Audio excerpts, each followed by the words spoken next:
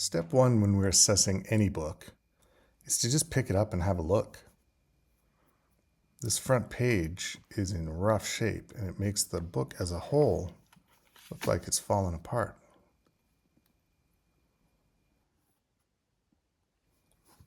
Flip the page in. It starts to look not too bad though. The pages are a bit dark, so it's had some damp in there at some point. But as we get near the latter half of the book, they brighten up. Don't see any insect damage. There's a tear up here that we'll want to take care of. So I'll put a little note right there. Fix the dog ear on the corner. Try and fix those as I go along. There can be hundreds of them. This book's not too bad that way either. So you'll see up on the top quarter, we've got the Greek. And then the bottom 3/4 of the page is made up of commentary in Latin. So this is an Enlightenment book. This is printed not too many years before the American Revolution, the Revolutionary War, when they declared independence from the British. Now, you see these strings here?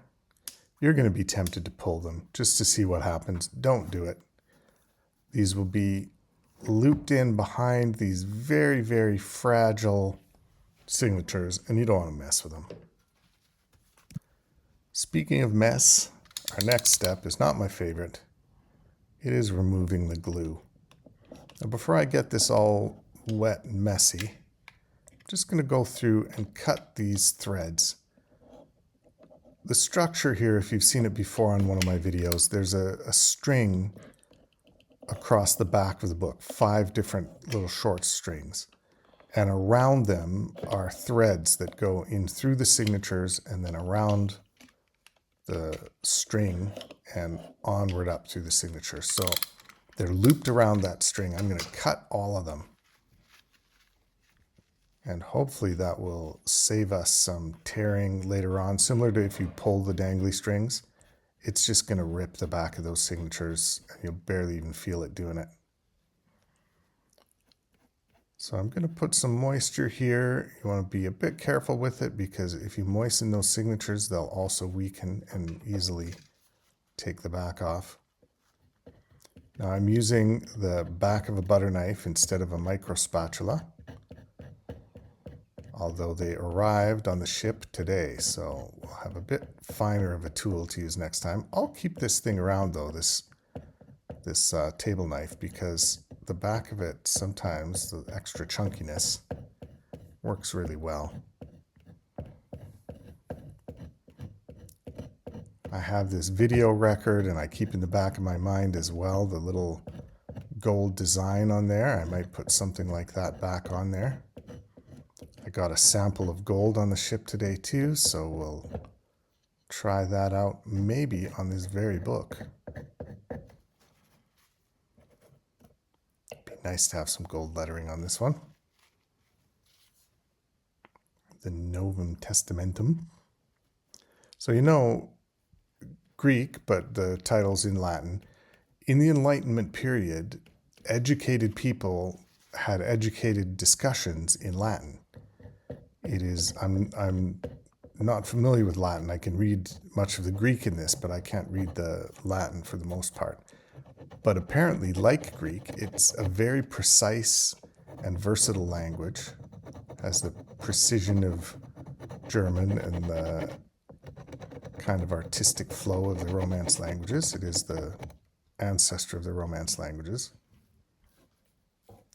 So this book would have been used by someone who was studying theology to some degree and able to do so in Greek and Latin. And probably Hebrew. When I was in school studying Dead Sea Scrolls, we did Hebrew, Aramaic, Syriac, and Greek. I didn't actually do Syriac much. leaned more towards the Hebrew and Aramaic end of things. But I enjoyed the Greek a lot. It just wasn't my main area of study. So that's starting to look good. Now you'll notice my fingers here are getting rusty red colored and bits around them.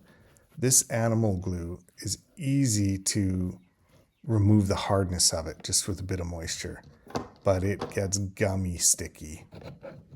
If you've ever tried to take the stickiness off of a jar after you've removed the label or the back of a sticker, it is that kind of thing. Now you see there where it tore away from the back of the signatures? I don't want to mess with that now. I've exposed the paper.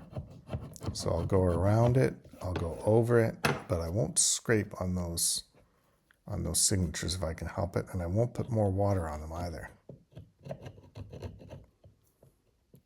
Now we have a lot of time taken out of this, a lot of time that I took doing this that I didn't put on video because it's just a long process. It's finicky, and if I were on video, I think I would rush it too, and you don't want to rush it. You want to take your time, do it right. You can see all those little bits of decayed leather and animal glue. Gonna get rid of that. I don't want to be sticking to the pages or staining the pages. So I need to get all that freshly sticky glue off my hands. And it feels like I just dipped my finger in a sticky pot of glue or tree sap. So scrub all that away. Wipe the area clean.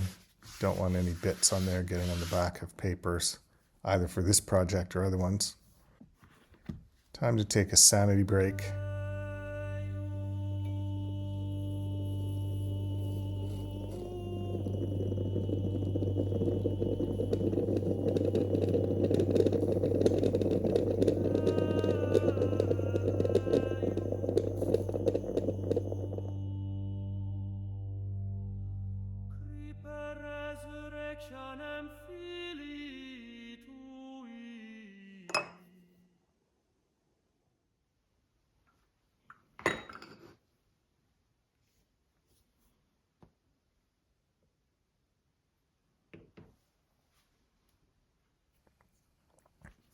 I'm seeing what comes loose around the book.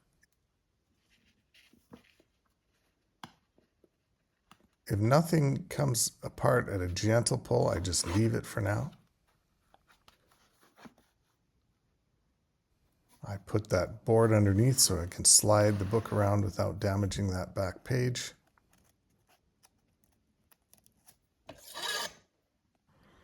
And I find a gap in the signatures. Now the glue for the most part is gone. What is left is a little bit flexible and sticky. The threads have been cut. So I'm just gently teasing these away, and if at any point there's something that is giving it extra resistance, I might just crease it really with this razor knife. Just give it a weak point. And then the pulling of that ruler will fracture it at the weak point. I can clean it off the signature later.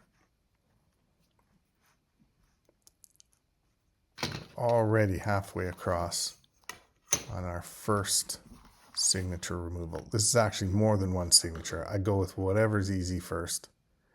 Because if you remove 2 signatures at a time, those 2 are going to come apart really easily.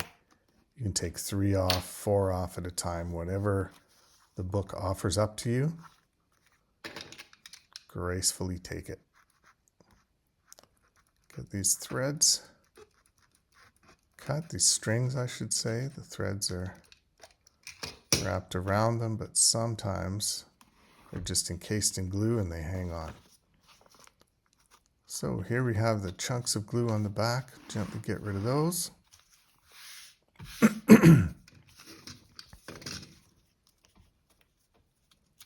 I don't want spine swelling in this book, so I want to flatten these out really well. Use our best kozo on it. Now that it's all here, the book's spines are getting thinner, which is nice. The repaired books aren't so pie-shaped. I'm going to take this glue off. And if there's no way to get that glue off without taking a little chunk of paper, I'll take the chunk of paper. I'll be repairing those folds. And it's better to have a little piece of unmarked paper in the middle taken away than to have a big chunk of glue on the spine throwing everything off. And the angles then become weird and the spine gets swollen and it just has a knock-on effect that we want to avoid. So we'll take care of those. And then return to our book.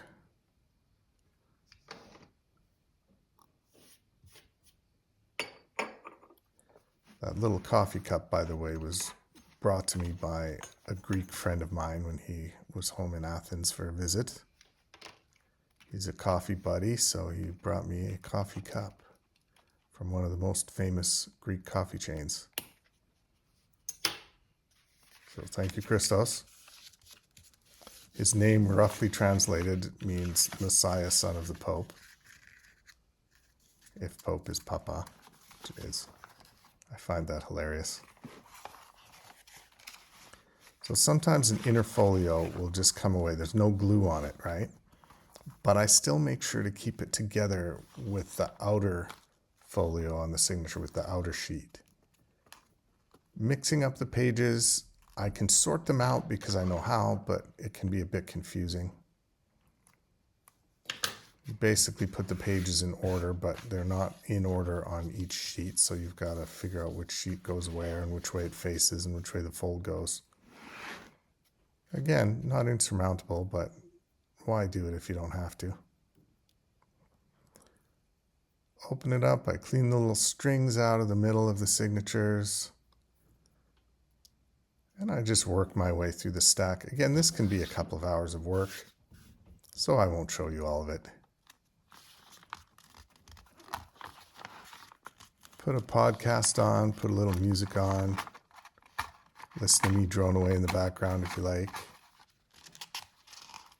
And just go through. If these strings give you trouble coming out, they're probably stuck to a blob of glue on the other side. If that's the case, don't destroy the thing. Just leave it there. When you roll this signature off of the rest of the text block, you will find that it will just come right off like that. And then often you'll have access to whatever it was holding it there. You can just snip it off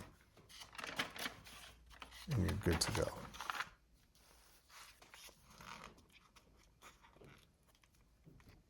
In truth, guys, I thought this book was going to be a lot harder to take apart. It's been cooperative. It's not a poorly made book. This is a period in which people were very much into learning, but also very much into religion and faith. So there's a lot of mixing of the two. People are searching for logical coherence in the scriptures, and when they find places where it's not there, there's lengthy discussions trying to explain why it wouldn't be there, some debates, some shifts in religion to from theism to deism and things like that. If you're familiar with that area, it's not my area of expertise, but I do find it fascinating. There we go, and we're through to the front, which is in rough shape, that front sheet, but honestly, the rest of the book's doing all right. For an almost 300-year-old book, pretty happy with that. This is one that I will sit and read when it's done. At least I'll read chunks of it. This is volume 2, by the way, because it's in the Greek with all the Latin commentary. It would be a big, big, thick book to have the whole New Testament done that way, so it's done in 2 volumes. Now we want to get this thing flattened, get all those little kinks and wrinkles out of it, and then we want to repair it, and we repair it with this stuff. This is 8 GSM kozo. So normal printer paper is 80 GSM, which means if you have a square meter of it, it weighs about 80 grams. when I make notebooks and things, I like to use 100 or 120, but my favorite's 120 GSM. So a square meter of that weighs 120 grams. Any guesses what a square meter of this stuff weighs? It's 8. 8 grams for a square meter of this.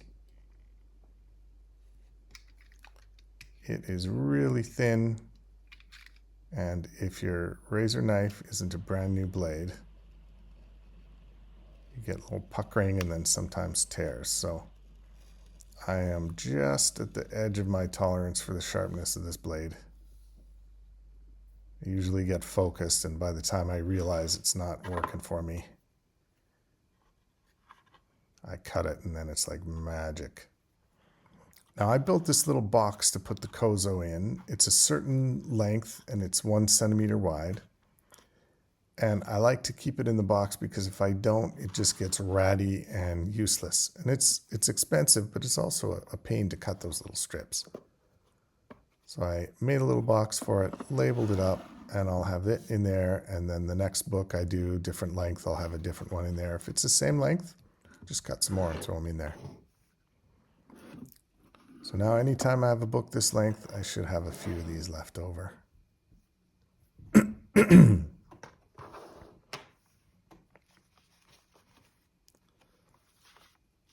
Now I'm opening the book up. I'm getting rid of any of these little specks or bits or blobs of glue, any thread that I missed, any bits of fern or anything like that that the owner pressed in them. We often find things like that.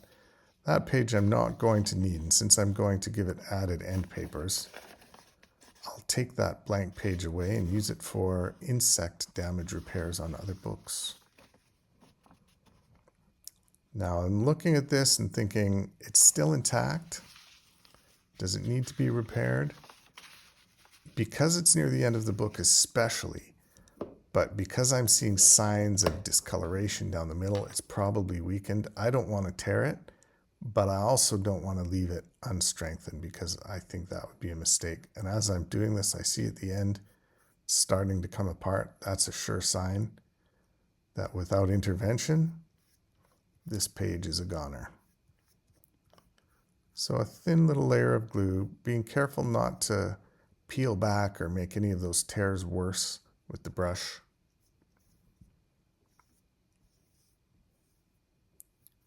It's okay if it goes a little wider than where the kozo is going to go because it's a thin layer and it's tucked in the fold. If anything, it'll give a little extra strength to the paper.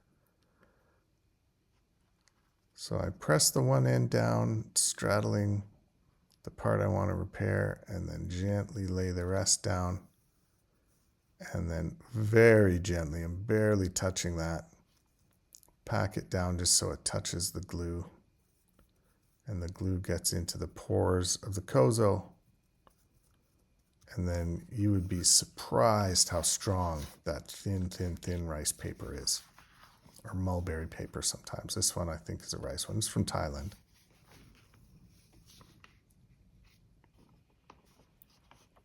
Okay, now this one held up to the light. You see the holes are so large that they're almost turning into just a big long gap.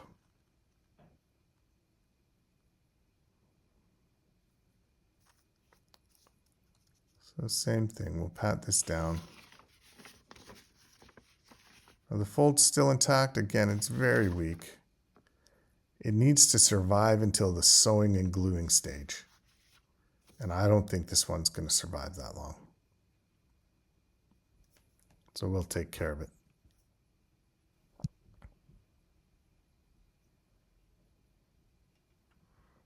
As I'm going along there, if I need to lean it one way or another because there's a hole in the text like this or in the paper like that, I can aim it as I lay it down. And it almost disappears. When that dries, it'll be almost gone. Now I did match up the color of the kozo with this older paper. It's kind of a very light tan, caramel almost color. Now here we have a little dog ear. flatten that out if I can. If it's ridged at all, which this one is, a little gentle work with the bone folder. I could press this sheet individually. If I had the iron press at home, I would probably do that, but it's at the library. But we did receive a second one in, so I think I'll move one home, leave one there. It needs some work, the new one. It's seized up and rusty, so we'll need to get in there and take that apart. Not my expertise either, so I'll have to have a look there. Now here we'll get a nice look at the reason why I initially had us invest in this kozo paper. You can see the Greek text right through it. So a situation like this where we have a tear that could snag and rip out a chunk of that paper, we don't want that. So I'm going to put the metal ruler behind it just as a backing so the glue doesn't go in onto the pages behind. Glue up the edges, a little wider than I need it to be. And then this strip of kozo, line it up with the top of the page. I won't have to trim it or anything that way, saves me a step, assuming I can manage it.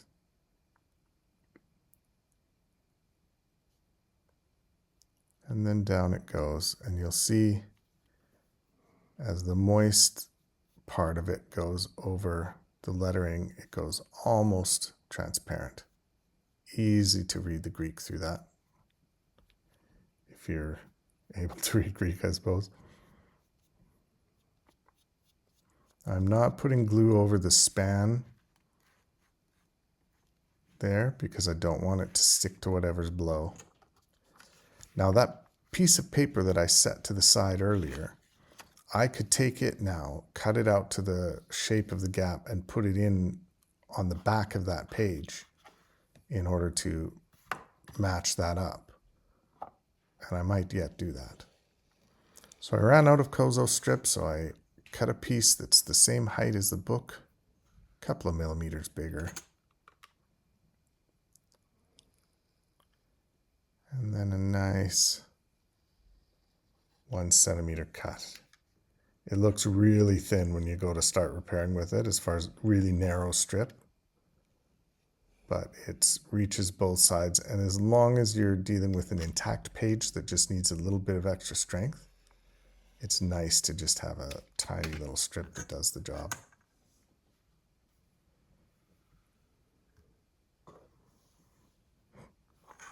They tend to snag on each other a little bit. They're a bit rough, soft but rough. So gentle handling to keep them in order like that is necessary.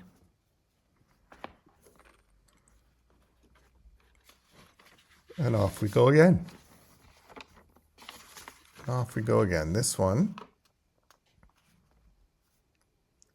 looking okay. Right to the front. Now, what are we going to do with our quite damaged front page here? That obviously, a little strip of kozo down the middle of that is not going to cut it. So I have this pH neutral sheet of A5 paper. This has been cut down from an A4. And it's bigger than our book, a little bit bigger than our book.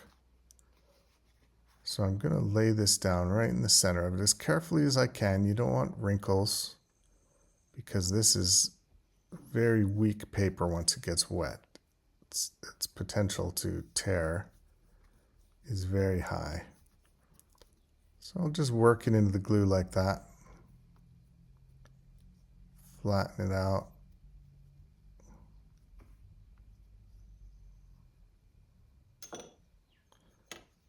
And then once it's on there and it's dried a little bit,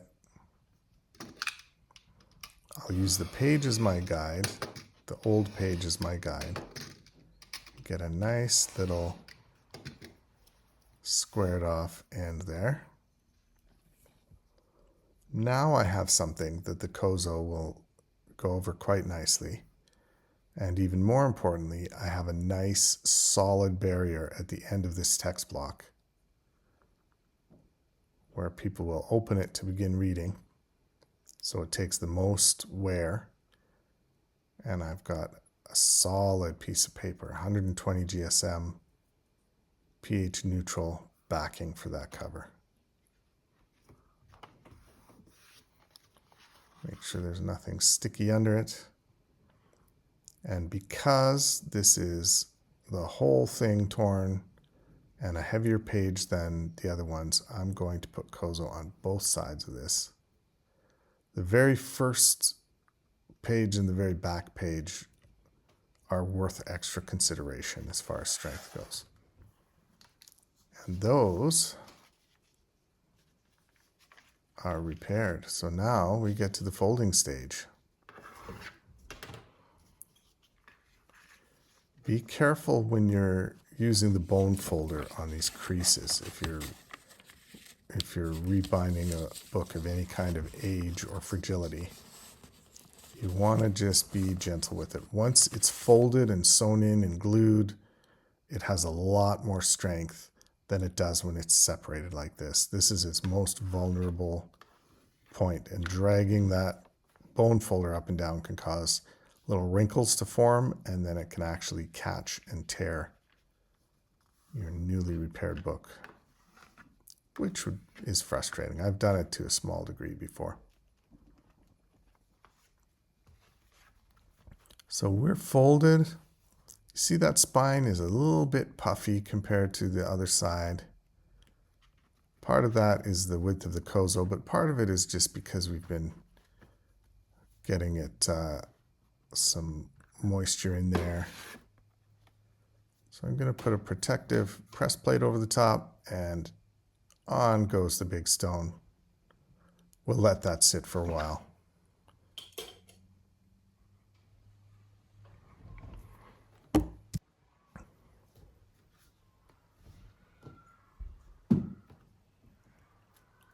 And let's take a look.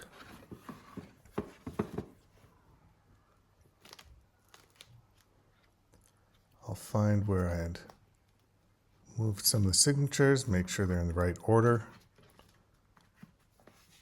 Let's see. So much better.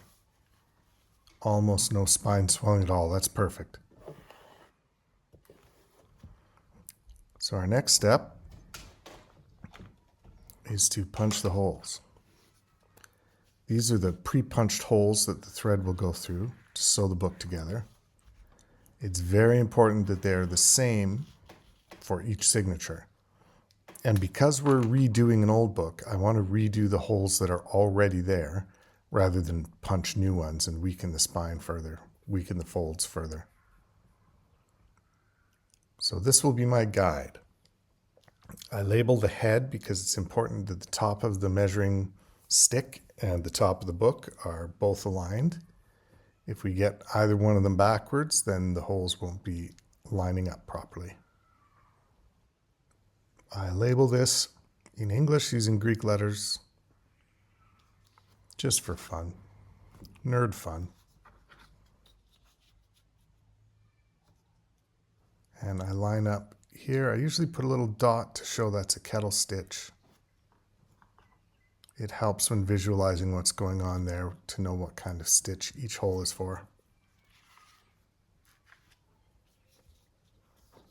Inside the signature, I can see the old holes better, and I'll mark them.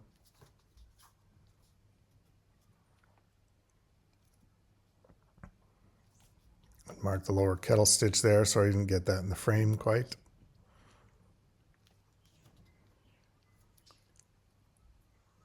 Now I can mark where that hole is, and we'll put a rib in there. I want this symmetrical. That's an inch. I usually go imperial or metric, depending which fits the measurement, without having to go into decimal places. It's the virtue of being Canadian. I can toggle between the two.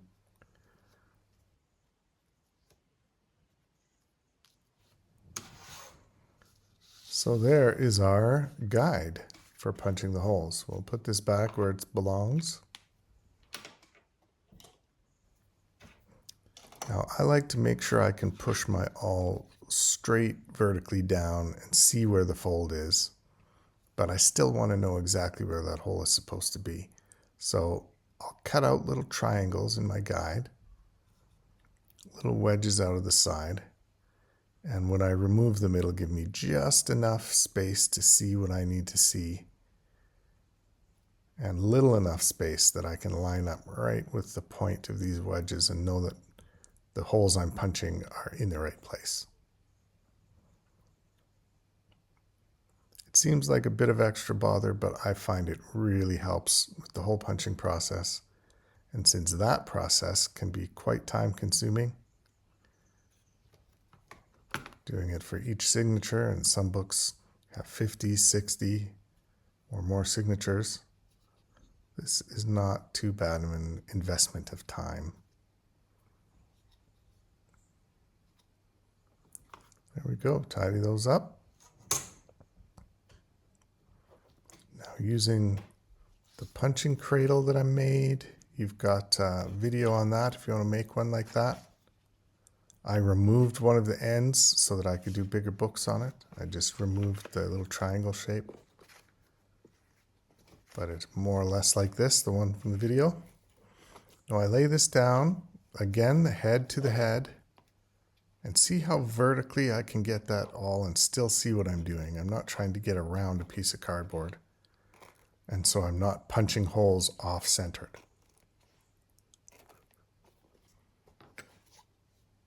And that's the first one. I lay it face down and I make sure that the next one will be laid down in such a way that they aren't out of order at all. I can just flip the book over and it's ready to go. A little tap with that helps line everything up. Make sure that those signatures, the pages of each signature, are lined up top and bottom. If you're trimming the book, you get a little play there, but I don't plan to trim this one. I like the aged edge look of it. I'll tidy up the top and bottom spine where the repairs were. But the rest gets to stay where it is. So I work my way through right to the bottom, carefully punching the holes each time. Now you'll find some of these go through with almost no resistance at all. That's where it previously had a hole.